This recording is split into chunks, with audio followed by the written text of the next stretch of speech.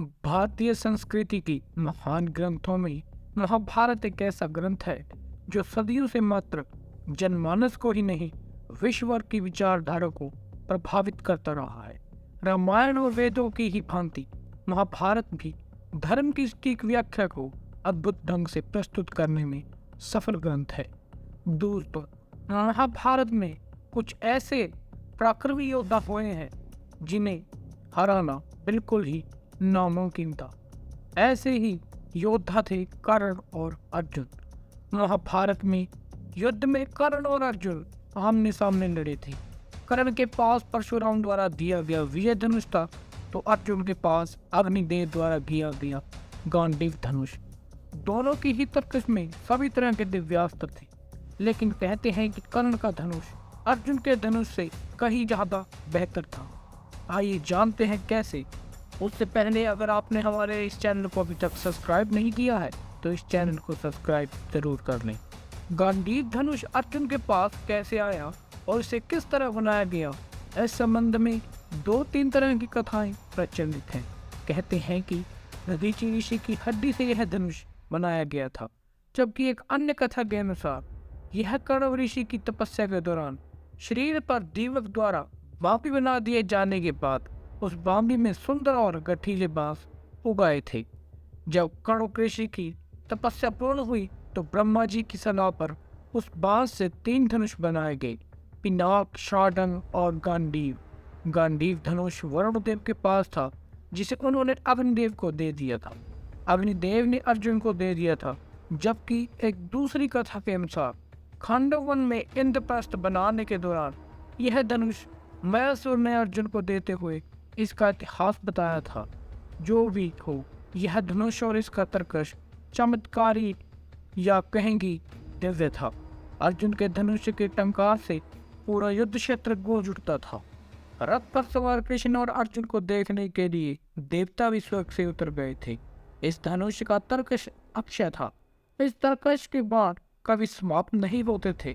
कुछ बाण तो लक्ष्य को भेद कर वापस लौट आते थे। यह धनुष देव, दानव तथा गंधर्वों से अनंत वर्षों तक पूजित रहा था।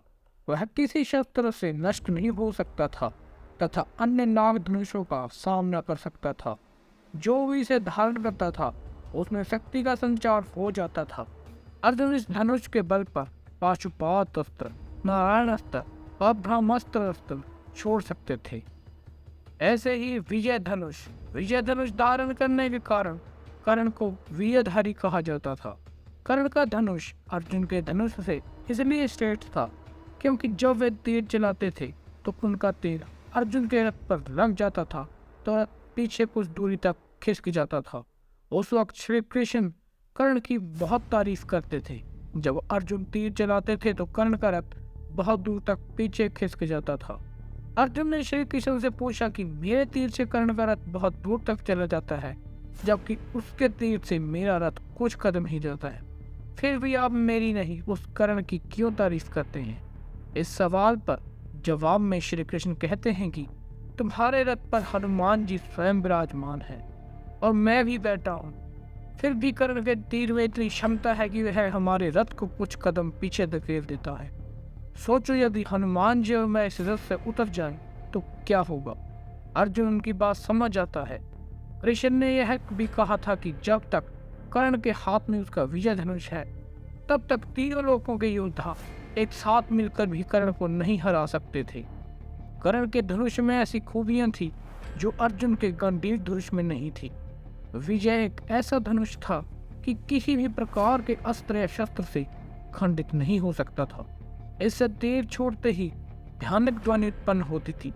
कहते हैं कि कर्ण का विजय धनुष मंत्रों से इस प्रकार अभिमंत्रित था कि वह जिस भी योद्धा के हाथ में होता था उस योद्धा के चारों तरफ एक ऐसा अभेद घेरा बना देता था जिसे भगवान शिव का पाशुपात अस्त्र भी नहीं भेद सकता था। मंत्रों से अभिमंत्रित होने के कारण उस विजय धनुष पर जिस भी बाण को रखकर चलाया जाता था उस बाण की ताकत उसकी वास्तविक ताकत से कई गुना बढ़ जाती थी। कहते हैं कि किसी धनुष के प्राण उसके प्रत्यंचा में होती है और विजय धनुष की प्रत्यंता इतनी मजबूत थी कि उसे दुनिया के किसी भी अस्त्र और शस्त्र से नहीं काटा जा सकता था। कहते हैं कि इस धनुष का निर्माण विश्वकर्मा जी ने तारकासुर राक्षस के 3 पुत्रों की नगरी त्रिपुरा का विनाश करने के लिए किया था। इसी धनुष से भगवान शिव ने अपना पाशुपत अस्त्र चलाकर 3 नगरियों का एक साथ विध्वंस कर दिया था। और 3 असुरों की नगरी के विनाश के बाद भगवान शिव ने इस विजय धनुष को देवराज इंद्र को दे दिया था। देवराज इंद्र ने इस अद्भुत और शक्तिशाली धनुष से कई बार युद्ध में असुरों और राक्षसों का विनाश किया था। बाद में परशुराम ने हयवंशी क्षत्रियों के विनाश के लिए भगवान शंकर की तपस्या कर उनसे यह धनुष मांगा, तो भगवान शंकर ने इस धनुष को इंद्र से लेकर परशुराम को दे दिया था। फिर जब कर्ण ने झूठ बोलकर भगवान परशुराम के यहाँ धनुष विद्या और ब्रह्मास्त्र चलाने की शिक्षा ली, और जब परशुराम को इसका पता चला तो उन्होंने कहा कि जब वक्त पड़ेगा तब तो यह विद्या भूल जाएंगे। फिर बाद में परशुराम को दया आई तो उन्होंने यह विजय धनुष देकर आशीर्वाद भी दिया कि तुम्हारी अमिट प्रसिद्धि रहेगी। कर्ण और महाभारत में जब तक नहीं मारा जा सकता था जब तक कि उसके हाथ में वह धनुष था।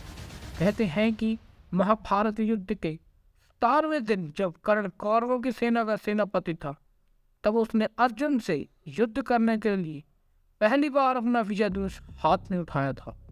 कर्ण और अर्जुन का भयानक युद्ध हुआ, लेकिन युद्ध का कोई परिणाम नहीं निकल रहा था, बल्कि अर्जुन के सारे प्रयास विफल होते जा रहे थे। ऐसे में श्री कृष्ण ने एक कीचड़ भरे गड्ढे की ओर अपना रथ मोड़ दिया। कर्ण के सारथी शल्य ने भी अपना रथ उस रथ के पीछे चला दिया। कर्ण के रथी को वह कीचड़ का गड्ढा दिखाई नहीं दिया और उसका रथ उस गड्ढे में फंस गया। तब कर्ण अपने धनुष को रथ में ही छोड़कर गड्ढे में फंसे रथ के पहिए को निकालने लगे। बस यही वक्त था जब श्री कृष्ण के कहने पर अर्जुन ने निहत्थे करने पर तेज चला दिया था। भगवान श्री कृष्ण इस बात को जानते थे कि यदि यह मौका चूके तो फिर अर्जुन को बचाना मुश्किल होगा, इसलिए उन्होंने यह कठिन फैसला तुरंत ही लिया, जो कि युद्ध के नियमों के विरुद्ध था। वैसे भी सबसे पहले तो युद्ध के नियम कौरवों ने ही तोड़े थे, निहत्थे अभिमन्यु को मारकर। दोस्तों, अगर आपको यह जानकारी अच्छी लगी हो तो हमारे इस चैनल को सब्सक्राइब, लाइक और शेयर ज़रूर कीजिएगा।